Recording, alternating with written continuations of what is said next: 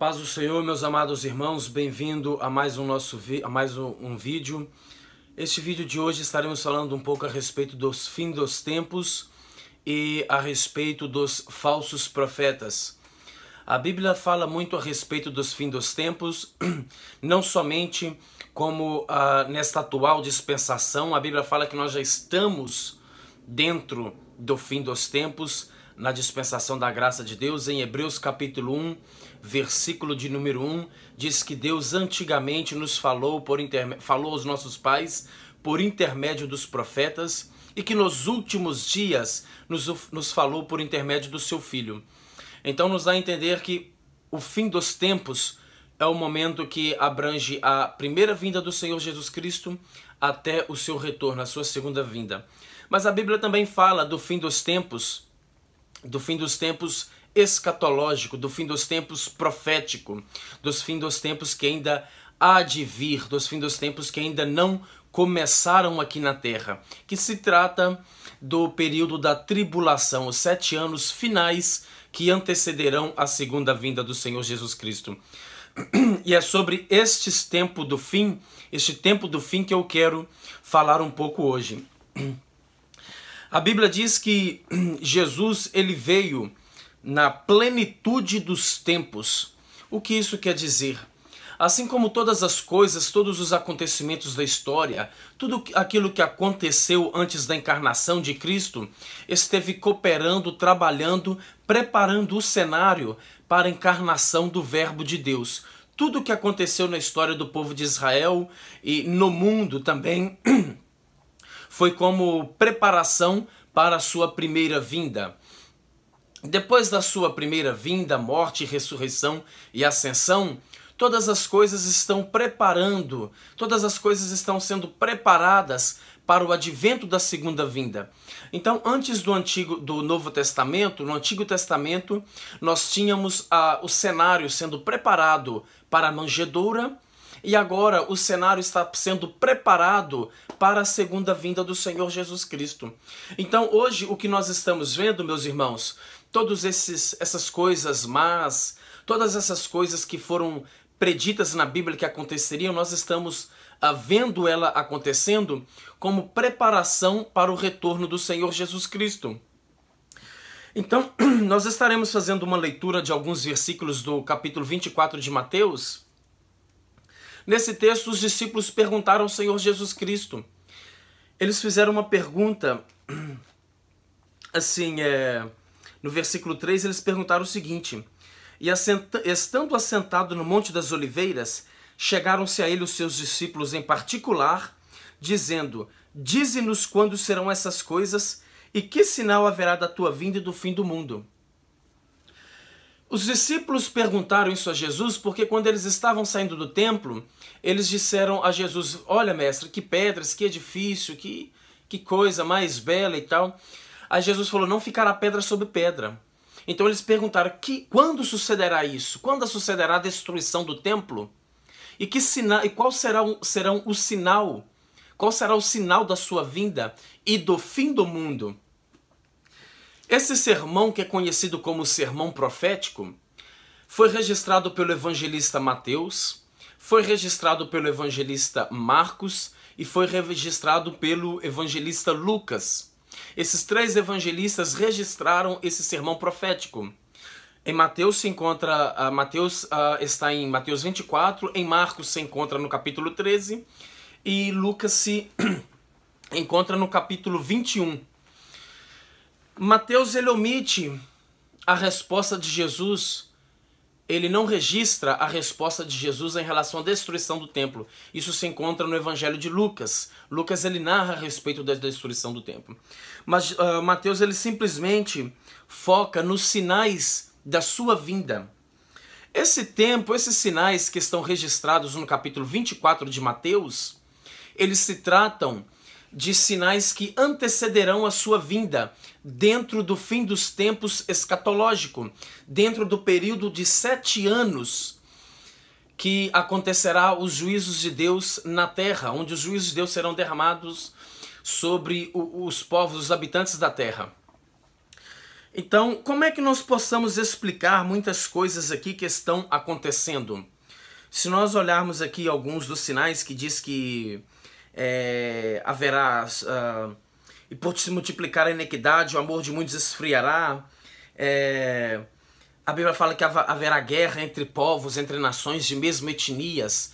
Muitas dessas coisas, quase todas elas, já estão acontecendo. Mas não significam que estes sinais que estão aqui estão acontecendo. Isso já está dentro dos acontecimentos, dentro da sua ordem de acontecimentos. Porque se esses sinais estivessem acontecendo, quando Jesus já estaria prestes a voltar na sua segunda vinda. Porque quando esses sinais se desencadearem, começarem, a contagem regressiva para a sua volta já estará em processo, em andamento. O que nós vemos hoje, todos isso, amor se esfriando, reino contra reino, fome, pestes, terremotos em vários lugares, tudo isso que está escrito dentro desse texto de Mateus 24, que acontece hoje, é simplesmente uma amostra grátis. É simplesmente tudo isso que está aqui acontecendo diante dos nossos olhos nos nossos dias, em escala muito menor. Quando começar o período da tribulação dos 7 anos finais, o fim dos tempos escatológico, todos estes sinais que estão aqui acontecerá em uma proporção muito maior, nem se compara. Tudo isso que nós estamos vendo hoje é simplesmente uma preparação para os tempos finais. É o cenário sendo preparado para que esses eventos se cumpram.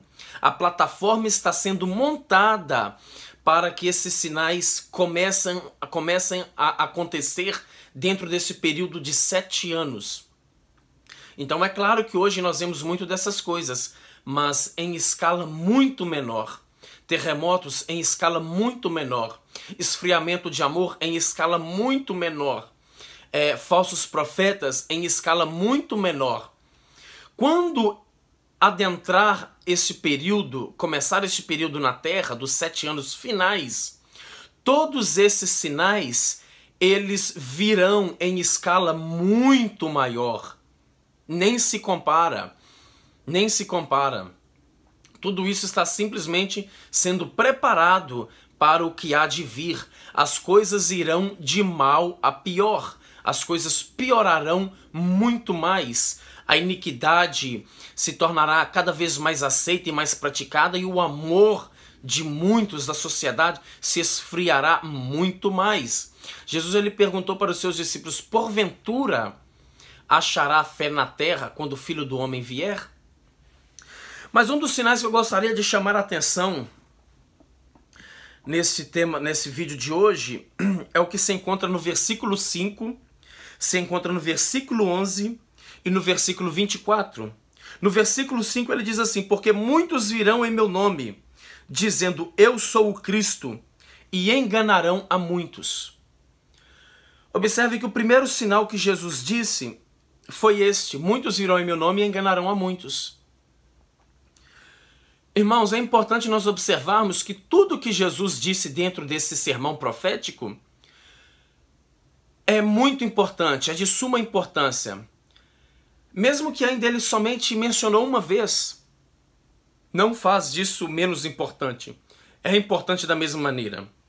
Imagina quão mais importante é aqueles sinais que ele mencionou uma vez, 2 vezes e pela 3ª vez, como no caso da aparição de falsos messias e de falsos profetas.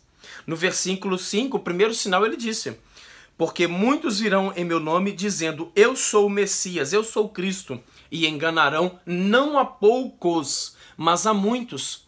Às vezes a gente olha para esses tipos de homens aí, irmãos, nós sabemos que eles são falsos profetas. Quem conhece a palavra sabe que são falsos profetas, enganadores, trapaceiros, mercenários, caloteiros, sem vergonha.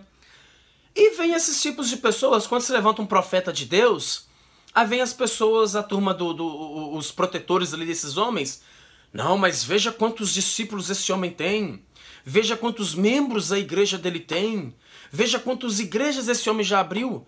Mas a Bíblia diz que ele enganaria, que esses enganarão a muitos, e não são poucos.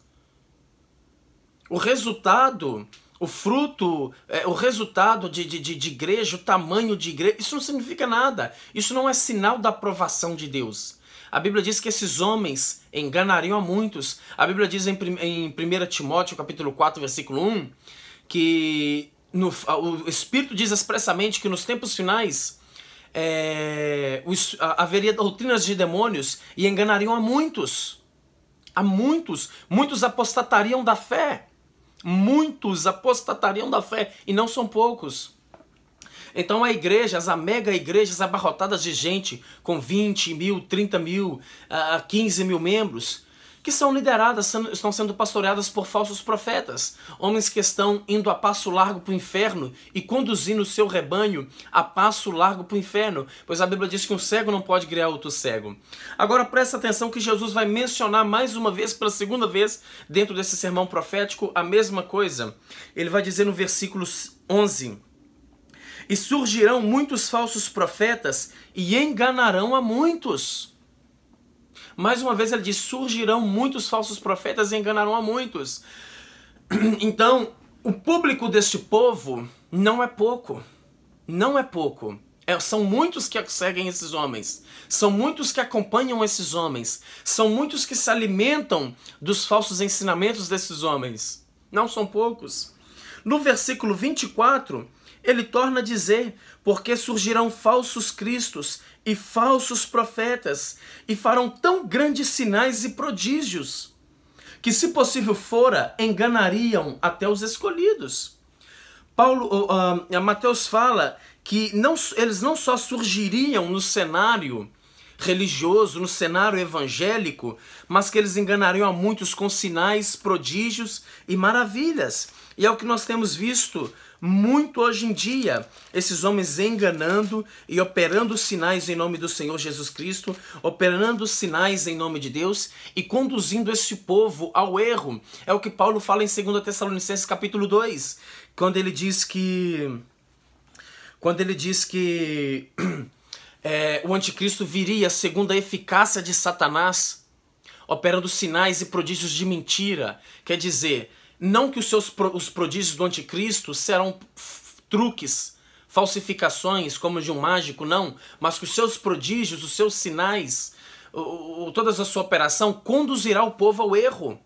É o que este povo tem feito, esses falsos profetas têm feito.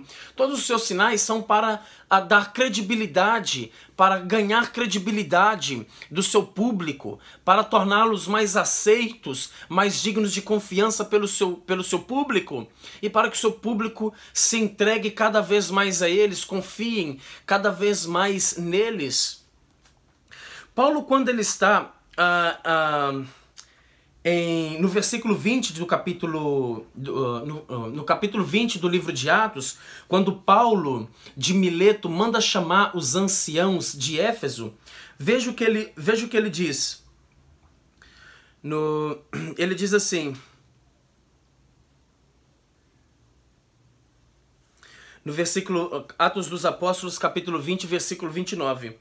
Porque eu sei isto que, depois da minha partida, entrarão no meio de vós lobos cruéis, que não pouparão o rebanho, e que de entre vós mesmos se levantarão homens que falarão coisas perversas, para atraírem os discípulos após si.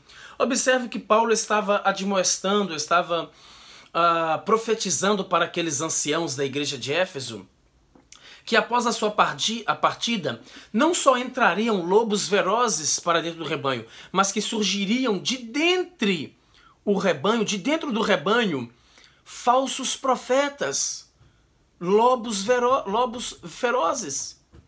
Então este povo, ele não vem só de fora, mas ele vem de dentro também. Este povo, e esses que vêm de dentro são os piores, Porque muitas das vezes eles vêm fantasiados, mascarados de homens de Deus, de profetas de Deus, e no começo eles começam bem, eles estabelecem a sua plataforma, eles trabalham fielmente na obra do Senhor, e depois eles se apostatam, eles se desviam, mas quando eles começam a desviar de uma maneira sutil, leva algum tempo para o povo perceber. Então eles já criaram a sua credibilidade, eles já são considerados, já têm um respeito, e quando se levanta um homem de Deus, as pessoas vão ver para denunciar o pecado, denunciar esse falso profeta, as pessoas dizem, mas veja quantos homens esse homem já ganhou para Cristo, veja quantas almas esse homem já ganhou, já conduziu a Cristo, veja quantas almas esse homem já ganhou, já discipulou, já batizou. Então esses às vezes são os piores, porque eles já estabeleceram uma credibilidade.